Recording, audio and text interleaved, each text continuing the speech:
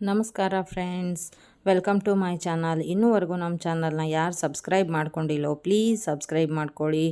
ನಾನು ಇವತ್ತು ತಿಂಗಳವರೆಗೂ ಇಟ್ಟು ತಿನ್ನಬಹುದಂತ ಕೆಂಪು ಚಟ್ನಿನ ಯಾವ ಥರ ಮಾಡೋದು ಅಂತ ಇಲ್ಲಿ ತೋರಿಸಿಕೊಡ್ತೀನಿ. ಇದು ಎಷ್ಟು ದಿನ ಇಟ್ಟರೂ ಕೂಡ ಏನಾಗಲ್ಲ ಅಂದರೆ ಕೆಡೋದಿಲ್ಲ. ನೀವು ಎಷ್ಟು ದಿನ ಬೇಕಾದರೂ ಇದನ್ನು ಸ್ಟೋರ್ ಮಾಡಿಕೊಂಡು ಯೂಸ್ ಮಾಡ್ಬೋದು. ಇದನ್ನು ಯಾವ ಥರ ಮಾಡೋದು ಅಂತ ನೋಡೋಣ. ನಾನಿಲ್ಲಿ 2 ಹಿಡಿಯಷ್ಟು ಒಣ ಮೆಣಸಿನ್ಕಾಯಿ, ಕೆಂಪು ಮೆಣಸಿನ್ಕಾಯಿನ ತೊಗೊಂಡಿದ್ದೇನೆ. ಮತ್ತು ಕೊತ್ತಂಬರಿ ಸೊಪ್ಪು, ಈರುಳ್ಳಿ, ಸ್ವಲ್ಪ ಬೆಲ್ಲ, ಉಪ್ಪು ರುಚಿಗೆ ತಕ್ಕಷ್ಟು, ಬೆಳ್ಳುಳ್ಳಿ, ಟೊಮ್ಯಾಟೊ, ಸ್ವಲ್ಪ ಹಸಿ ಶುಂಠಿ, ಕೊತ್ತಂಬರಿ ಸೊಪ್ಪು, ಜೀರಿಗೆ, ಸ್ವಲ್ಪ ಎಣ್ಣೆನ ತೊಗೊಂಡಿದ್ದೇನೆ. ಈಗ ನಾವು ಇದನ್ನ ಯಾವ ಥರ ಮಾಡೋದು ಅಂತ ನೋಡೋಣ. ಮೊದಲಿಗೆ ಒಂದು ಪಾತ್ರೆನ ಇಟ್ಕೊಳ್ಳಿ. ಸ್ಟವ್ ಮೇಲೆ ನೀರು ಹಾಕ್ಕೊಳ್ಳಿ. ಅದಕ್ಕೆ ಆ ನೀರು ಸ್ವಲ್ಪ ಬಿಸಿ ಆಗೋವರೆಗೂ ಅದನ್ನ ಕಾಯಿಸಿ.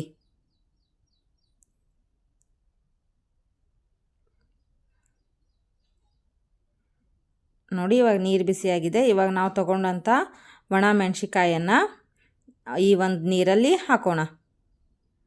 ಅಂದರೆ ಪೇಸ್ಟ್ ಚೆನ್ನಾಗಿ ಬರುತ್ತೆ. ಸ್ವಲ್ಪ ಅದು ಮೆತ್ತಗಾಗಬೇಕು ಮೆಣಸಿನ್ಕಾಯಿ, ಯಾಕಂದರೆ ಎಲ್ಲ ಟೈಮಲ್ಲೂ ನಮಗೆ ಹಸಿಯಾದಂಥ ಕೆಂಪು ಕಾಯಿ ಸಿಗೋದಿಲ್ಲ. ಅದಕ್ಕೆ ನಾವು ಇರೋವಂಥ ಒಣ ಕಾಯಿಲ್ಲೇ ಚಟ್ನಿನ ರೆಡಿ ಮಾಡ್ಕೋಬೇಕು. ಅದನ್ನ ಚೆನ್ನಾಗಿ ನೀರಲ್ಲಿ ಮುಳುಗಿಸಿ 1-2 ನಿಮಿಷ ಅದನ್ನು ಅಲ್ಲೇ ಬೆಂದಲಿಕ್ಕೆ ಬಿಡಿ. ಬಿಸಿನೀರಲ್ಲಿ ಚೆನ್ನಾಗಿ ಮೆಣಸಿನ್ಕಾಯಿ ಸ್ವಲ್ಪ ಮೆತ್ತಗೆ ಆಗುವವರೆಗೂ ಅದನ್ನು ಚೆನ್ನಾಗಿ ಬೆಂದಿಸ್ಕೊಳ್ಳಿ.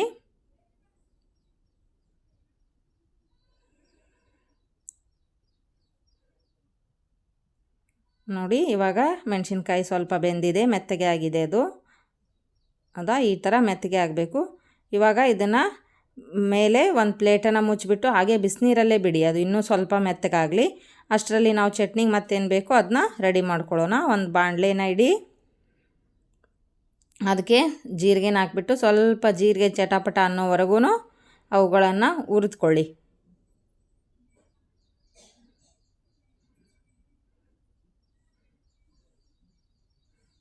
ನೋಡಿ, ಜೀರಿಗೆ ಸಿಡಿತಿದೆ. ಇವಾಗ ಸಾಕು, ಇದನ್ನು ತೆಗೆದಿಟ್ಕೊಳ್ಳಿ. ಇವಾಗ ಒಂದು ಬಾಣಲಿಗೆ ಮತ್ತೆ ನಾವು ಈರುಳ್ಳಿನ ಹಾಕೋಣ. 1-2 ಈರುಳ್ಳಿನ ಕಟ್ ಮಾಡಿ ಇಟ್ಕೊಂಡಿದ್ದೇನೆ. ಇದು ಸ್ವಲ್ಪ ಕೆಂಪಗಾಗೋ ಮಟ್ಟ ಇದನ್ನ ಚೆನ್ನಾಗಿ ಫ್ರೈ ಮಾಡ್ಕೊಳ್ಳಿ. ಇವಾಗ ಇದಕ್ಕೆ ಸ್ವಲ್ಪ ಎಣ್ಣೆನ ಹಾಕ್ಕೊಂಡು ಫ್ರೈ ಮಾಡ್ಕೊಳ್ಳಿ. ಇವಾಗ ಇದು ಫ್ರೈ ಆಗಿದೆ ಈರುಳ್ಳಿ. ಸ್ವಲ್ಪ ಎಣ್ಣೆಯಲ್ಲಿ ಕೂಡ ಫ್ರೈ ಆಗಲಿ, ಒಂದು 10-20 ಸೆಕೆಂಡ್ನಷ್ಟು. ಇವಾಗ ಇದನ್ನು ತೆಗೆದಿಟ್ಕೊಳ್ಳಿ. ಇವಾಗ ಒಂದು ಟೊಮೆಟೊನ ಹಾಕ್ಕೊಳ್ಳಿ. ಅದಕ್ಕೆ ಸ್ವಲ್ಪ ಎಣ್ಣೆನ ಹಾಕ್ಕೊಳ್ಳಿ. ಆ ಟೊಮೆಟೊ ಮೆತ್ತಗಾಗುವವರೆಗೂ ಆ ಎಣ್ಣೆಯಲ್ಲಿ ಅದನ್ನು ಚೆನ್ನಾಗಿ ಫ್ರೈ ಮಾಡ್ಕೊಳ್ಳಿ. ಈ ಥರ ಅದು ಸುತ್ತು ಕಡೆಯೂ ಏನಾಗಬೇಕು ಅಂದರೆ ಫ್ರೈ ಆಗಬೇಕು.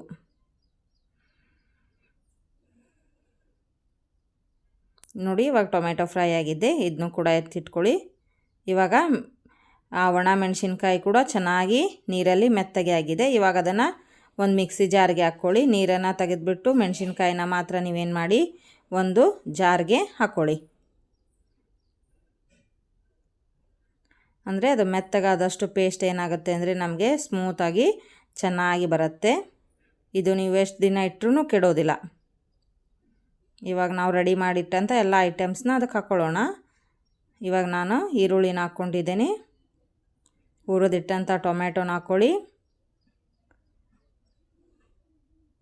ಹುರಿದಿಟ್ಟಂಥ ಜೀರಿಗೆನೂ ಕೂಡ ಅದಕ್ಕೆ ನೀವು ಸೇರಿಸ್ಕೊಳ್ಳಿ. ಸ್ವಲ್ಪ ಹಸಿ ಶುಂಠಿಯನ್ನು ಹಾಕ್ಕೊಳ್ಳಿ.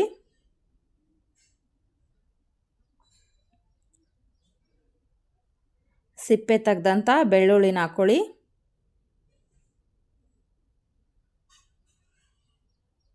ಕೊತ್ತಂಬರಿ ಸೊಪ್ಪನ್ನು ಹಾಕ್ಕೊಳ್ಳಿ.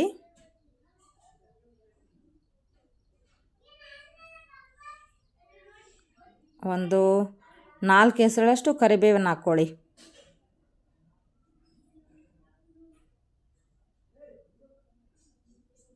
ತುಂಬ ರುಚಿಯಾಗಿರುತ್ತೆ. ಚಪಾತಿ, ರೊಟ್ಟಿ, ತುಪ್ಪ, ಚಪಾತಿ ಕಲಿಸ್ಕೊಂಡು ತಿನ್ನಲಿಕ್ಕೆ ಇದು ತುಂಬ ಟೇಸ್ಟ್ ಆಗಿರುತ್ತೆ. ಬೆಲ್ಲವನ್ನು ಹಾಕ್ಕೊಳ್ಳಿ. ಬೆಲ್ಲ ನಿಮಗೆ ನೀವು ಸಿಹಿ ಜಾಸ್ತಿ ಬೇಕು ಅಂದರೆ ಜಾಸ್ತಿ ಹಾಕ್ಕೊಳ್ಳಿ, ಸ್ವಲ್ಪ ಖಾರ ಬೇಕು ಅಂದರೆ ಸ್ವಲ್ಪ ಬೆಲ್ಲನ ಕಮ್ಮಿ ಹಾಕ್ಕೊಳ್ಳಿ. ನಿಮ್ಮ ರುಚಿಗೆ ತಕ್ಕಷ್ಟು ನೀವು ನೋಡ್ಕೊಳ್ಬೇಕಂದ್ರೆ ಅದರಲ್ಲಿ ಸೇರಿಸ್ಕೊಳ್ಳಿ. ಅದಕ್ಕೆ ಬೇಕಾದಷ್ಟು ಉಪ್ಪನ್ನು ಸೇರಿಸ್ಕೊಳ್ಳಿ. ಇವಾಗ ಎಲ್ಲವನ್ನು ಸೇರಿ ಚೆನ್ನಾಗಿ ಸ್ವಲ್ಪ ನೀರು ಹಾಕ್ಕೊಂಡೇ ಮಿಕ್ಸಿ ಮಾಡ್ಕೊಳ್ಳಿ, ಪರವಾಗಿಲ್ಲ. ನೋಡಿ ಇವಾಗ ಅದು ಇಷ್ಟು ಚೆನ್ನಾಗಿ ಪೇಸ್ಟ್ ಆಗಿದೆ. ಇಷ್ಟೂ ನಾನು ಸ್ವಲ್ಪ ಸ್ವಲ್ಪ ನೀರು ಮಿಕ್ಸ್ ಮಾಡಿಬಿಟ್ಟು ರುಬ್ಕೊಂಡಿದ್ದೇನೆ ಮಿಕ್ಸಿಯಲ್ಲಿ.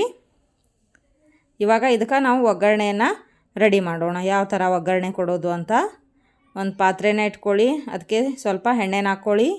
ಸ್ವಲ್ಪ ಎಣ್ಣೆನೇ ಜಾಸ್ತಿ ತೊಗೊಳ್ಳಿ. ಇದು ಎಣ್ಣೆಯಲ್ಲಿ ಕುದ್ದಷ್ಟು ಕೆಡೋದಿಲ್ಲ. ನೀವು 6 ತಿಂಗಳವರೆಗೆ ಇಟ್ಟರೂ ಕೂಡ ಈ ಚಟ್ನಿ ಏನಾಗಲ್ಲ ಅಂದರೆ ಒಟ್ಟು ಕೆಡೋದೇ ಇಲ್ಲ. ಆ ಕಾಯ್ದ ಎಣ್ಣೆಗೆ ಸ್ವಲ್ಪ ಜೀರಿಗೆ ಸಾಸಿವೆನ ಹಾಕ್ಕೊಳ್ಳಿ.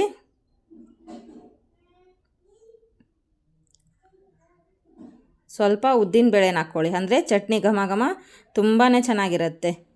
ಉದ್ದಿನ ಬೇಳೆ ಘಮ ಚೆನ್ನಾಗಿ ಕೊಡುತ್ತೆ. ಅದಕ್ಕೆ ಸ್ವಲ್ಪ ಉದ್ದಿನ ಬೇಳೆ ಕೆಂಪಗಾದ ತಕ್ಷಣವೇ ನೀವೇನು ಮಾಡಿ ಕರಿಬೇವಿನ ಸೊಪ್ಪನ್ನು ಹಾಕ್ಕೊಳ್ಳಿ. ಕರಿಬೇವಿನ ಸೊಪ್ಪಿನ ಘಮನೂ ಕೂಡ ಚಟ್ನಿಯಲ್ಲಿ ತುಂಬ ಚೆನ್ನಾಗಿ ಬರುತ್ತೆ ತಿನ್ನೋವಾಗ.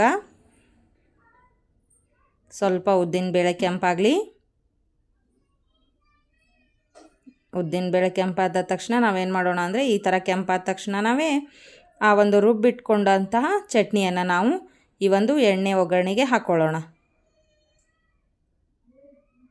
ಅಷ್ಟೂ ಚೆನ್ನಾಗಿ ನೀವೇನು ಮಾಡಿ ಆ ಎಣ್ಣೆಗೆ ಹಾಕ್ಕೊಳ್ಳಿ. ನೋಡಿ ಈ ಥರ ಮೇಲೆ ಎಣ್ಣೆ ಬಂದಿದೆ. ಇದನ್ನು ಸಣ್ಣ ಉರಿಯಲ್ಲೇ ಇಟ್ಕೊಳ್ಳಿ, ಲೋ ಫ್ಲೇಮಲ್ಲಿ ಇಟ್ಕೊಂಡು ಆ ಒಂದು ಚಟ್ನಿಯಲ್ಲಿರುವಂಥ ನೀರಿನ ಅಂಶ ಎಲ್ಲ ಹೋಗಬೇಕು.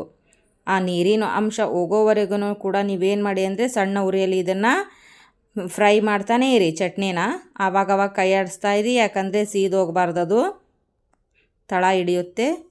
ಅದಕ್ಕೆ ಅವಾಗವಾಗ ನೀವೇನು ಮಾಡ್ತಾ ಇರಬೇಕು ಅಂದರೆ ಆ ಚಟ್ನಿನ ಕೈ ಆಡಿಸ್ತಾನೆ ಇರಬೇಕು.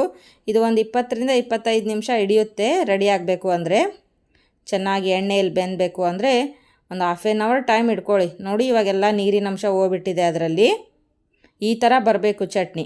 ನೋಡಿ ತಳ ಹಿಡ್ದಿಲ್ಲ, ಎಲ್ಲೋ ತಳ ಬಿಟ್ಕೊಂಡು ಬರ್ತಾ ಇದೆ ಅಲ್ವಾ. ಈ ಥರ ಅದು ನೀರಿನ ಅಂಶ ಎಲ್ಲ ಆವಿಯಾಗಿ ಹೋಗಿಬಿಟ್ಟು ಬರೀ ಅಲ್ಲಿ ಚಟ್ನಿ ಮಾತ್ರ ಉಳಿಬೇಕು ನಮಗೆ.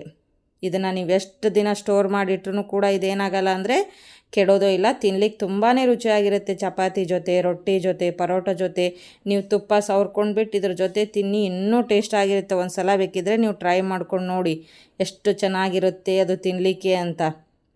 ಪದೇ ಪದೇ ಇದನ್ನೇ ತಿನ್ನಬೇಕು ಅನಿಸೋ ಅಷ್ಟು ಚೆನ್ನಾಗಿ ಬರುತ್ತೆ ಅದು. ನೋಡಿ ಎಷ್ಟು ಚೆನ್ನಾಗಿ ಬಂದಿದೆ ಅಂತ ನೋಡ್ತಿದ್ದೀರಲ್ಲ, ಎಲ್ಲೂ ತಳ ಹಿಡಿದಿಲ್ಲ, ಎಷ್ಟು ಚೆನ್ನಾಗಿದೆ. ಆ ಎಲ್ಲ ನೀರಿನ ಅಂಶ ಹೋಗಿ ಎಣ್ಣೆ ಮೇಲೆ ಬರಬೇಕು. ಆ ರೀತಿ ಒಳಗೂ ನೀವು ಅದನ್ನು ಕುದಿಸ್ಕೋಬೇಕು ಅಷ್ಟಾಗೋವರೆಗೂ. ದಯವಿಟ್ಟು ಇನ್ನೂವರೆಗೂ ಯಾರು ನಮ್ಮ ಚಾನಲ್ನ ಸಬ್ಸ್ಕ್ರೈಬ್ ಮಾಡ್ಕೊಂಡಿಲ್ಲೋ ಪ್ಲೀಸ್ ಸಬ್ಸ್ಕ್ರೈಬ್ ಮಾಡ್ಕೊಳ್ಳಿ. ನೀವು ಒಂದು ಸಲ ಟ್ರೈ ಮಾಡಿ ನೋಡಿ ಹೇಗೆ ಬರುತ್ತೆ ಅಂತ. ತಿಂದುಬಿಟ್ಟು ನೋಡಿ, ನಿಮಗೆ ಇಷ್ಟವಾದರೆ ಲೈಕ್ಸ್ ಮಾಡಿ, ಕಮೆಂಟ್ಸ್ ಮಾಡಿ, ನಮಗೆ ಹೇಗೆ ಬಂದಿದೆ ಅಂತ ತಿಳಿಸಿ.